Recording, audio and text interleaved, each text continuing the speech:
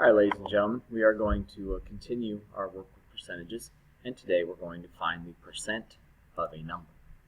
Okay, now one of the things that I would like you to be aware of, first of all, is the importance of the word of. Of means to multiply, at least in mathematics, and so if you see the word of, you are probably going to be multiplying. And so in this particular case, we're going to change the percentage to a decimal, and we're going to multiply the two numbers together. Let me go ahead and get that out of the way. Now again, the shortcut, as we've talked before, is to simply move the decimal, which would be at the end here because it's not shown, 2 places to the left, and then multiply the two numbers together. And now in this particular case, knowing that the order does not make a difference, we could flip these around, although in this particular situation, leaving the 90 second, or in this case on the bottom, oh that's right, I've got to move the decimal 2 places to the left, is actually to our advantage because we know that if there is a 0, we don't have to multiply with that number. We'll just simply drop it and then go on to our 9. So 9 times 7 is 63, and I tried to write the 6 instead of the 3. Let me go ahead and fix that. Carry my 6.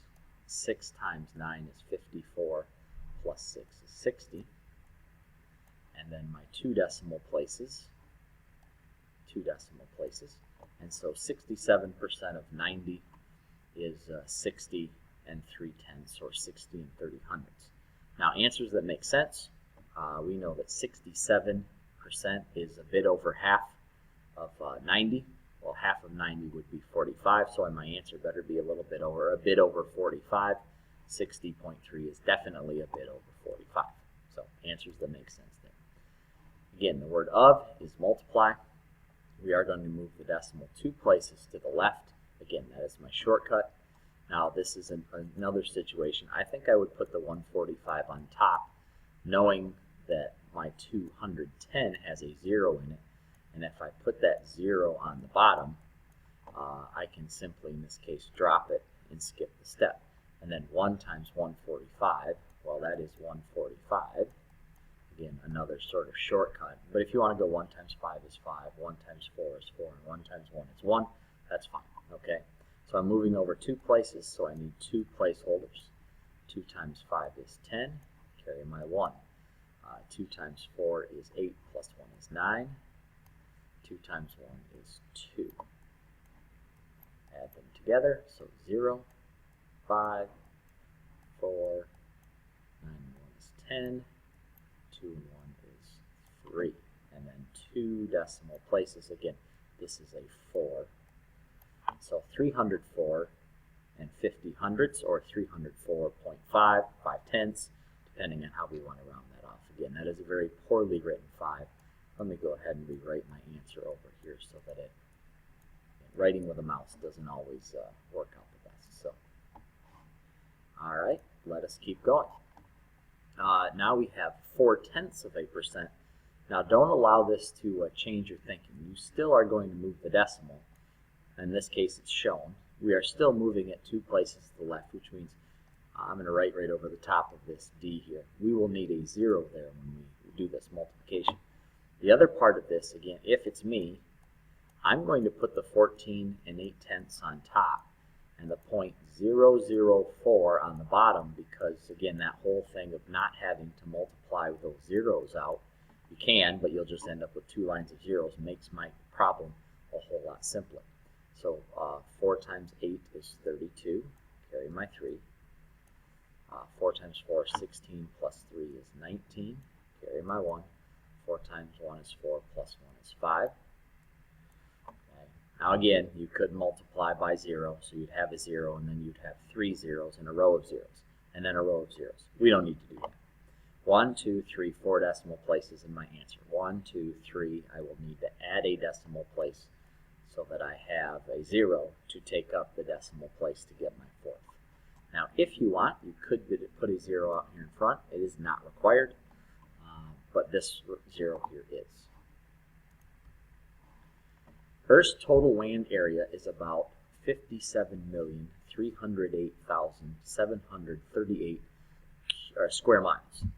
The The land area of Asia is about 30% of this total. What is the approximate land area of Asia to the nearest square mile? Okay, and in this particular case, let me find my highlighter. The key word is of, because this problem is telling us what to do. Take 30% of the total. So we're going to take our 30%, and again, move our decimal 2 places to the left, and multiply by the total. Well, the total is this 57 million number over here.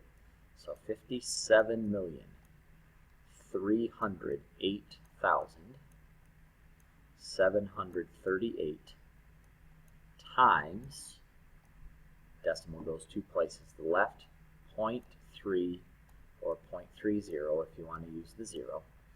Okay, we could drop it if we want to, if you know your numbers well enough that you realize that you don't need it and get rid of it. But okay, I'll keep it in this case. So I'm going to drop it. Okay, I'm not going to worry about multiplying and ending up with this row of zeros. So now I'll multiply by the 3. 3 times 8 is 24. Carry my 2. 3 times 3 is 9, plus 2 is 11. 3 times 7 is 21, plus 1 is 22. Carry my 2. 8 times 3 is 24, plus 2 is 26. Carry my 2. 3 times 0 is 0, plus 2 is 2. 3 times 3 is 9. 3 times 7 is 21. Carry my 2. 3 times 5 is 15, plus 2 is 17.